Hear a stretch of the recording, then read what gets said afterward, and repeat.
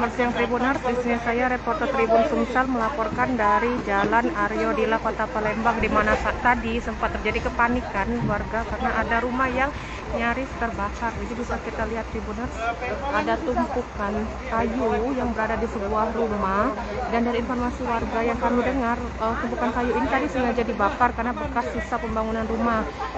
Dan tadi terjadi sedikit kebakaran di depan rumah yang beruntungnya tidak sampai menjalar ke bagian rumah, jadi hanya kayu-kayu ini saja yang hangus terbakar.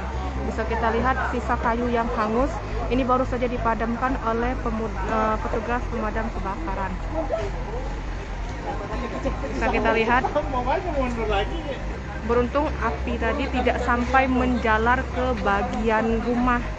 Hanya saja memang kobaran api cukup besar sehingga membuat kepanikan dari warga sekitar, sehingga langsung memanggil petugas pemadam kebakaran Tribuners.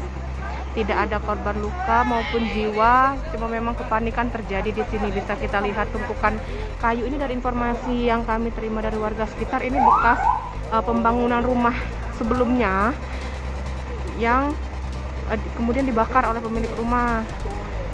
Namun ternyata apinya terlalu besar sehingga